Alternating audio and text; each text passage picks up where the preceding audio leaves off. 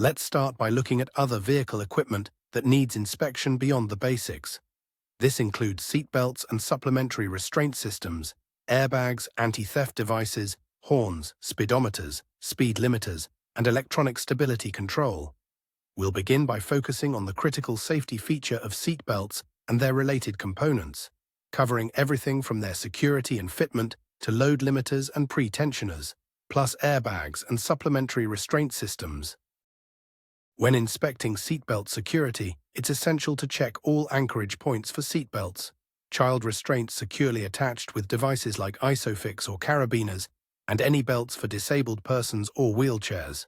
While not mandatory, it's good practice to check ISOFIX fixtures even if no child seat is installed, and inform owners if defects are found. Pay close attention to the strength and continuity of the load-bearing structure near anchorage points, as any significant corrosion or looseness can lead to major or dangerous defects.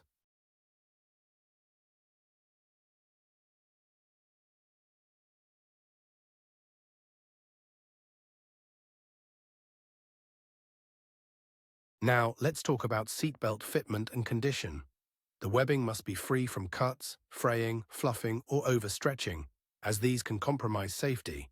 Cuts over 2 mm on the edges or 4 mm elsewhere are serious concerns, especially on child seatbelts, where any cut is a deficiency.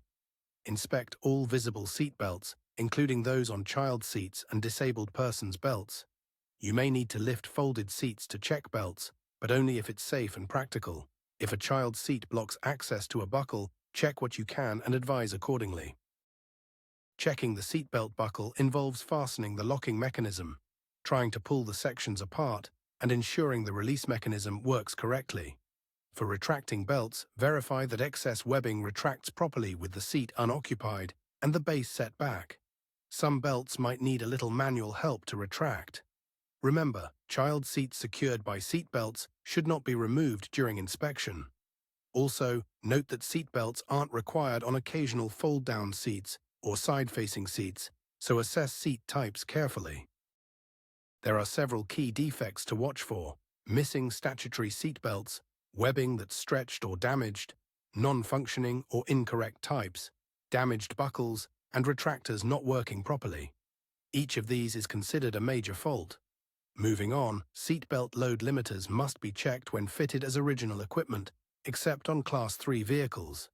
These limiters help reduce injury by allowing controlled webbing release during violent collisions, though mechanical types are often hard to inspect.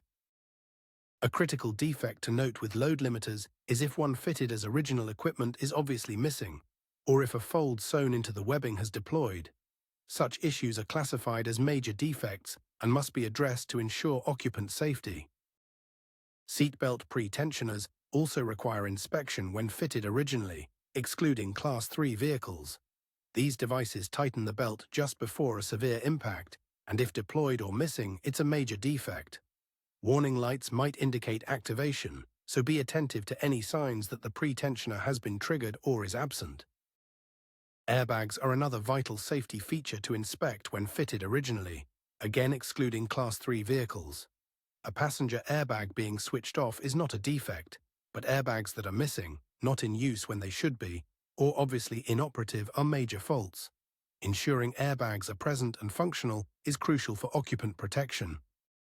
The supplementary restraint system, or SRS, includes warning lamps that should only cause failure if indicating a malfunction. If the lamp shows the passenger airbag is disabled, that's not a defect. Dashboard warnings alone don't constitute defects, but can help identify malfunctions.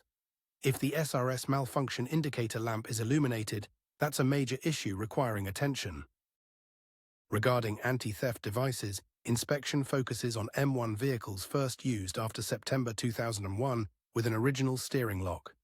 It's acceptable if the steering lock is missing or non-functional, provided the vehicle has an engine immobilizer or a similar permanent immobilization device. Some electronic locks activate only when the driver's door opens or closes. If it's impractical to check the steering lock, give the benefit of the doubt. Defects include missing or malfunctioning steering locks and locks that engage unexpectedly.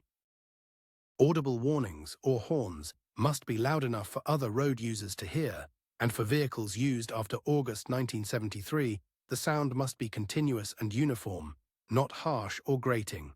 Bells, gongs, sirens, or multi-tone sounds are not allowed except on vehicles used before 1906.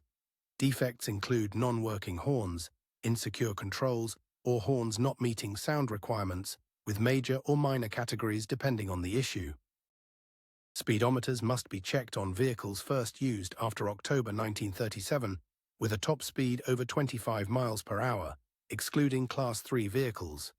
If a road test is needed, verify speedometer operation while driving. Otherwise, only reject if clearly non-functional. Lighting isn't required if position lamps are absent or disabled. Tachographs can substitute for speedometers if compliant. Defects range from missing speedometers to impaired operation or lighting issues, with varying severity. Speed limiters must be checked only on vehicles required to have them, focusing on visible areas without dismantling. This includes certain M2 and M3 vehicles and those with specific weights and speeds, depending on their first use date. Modifications affecting speed must be documented.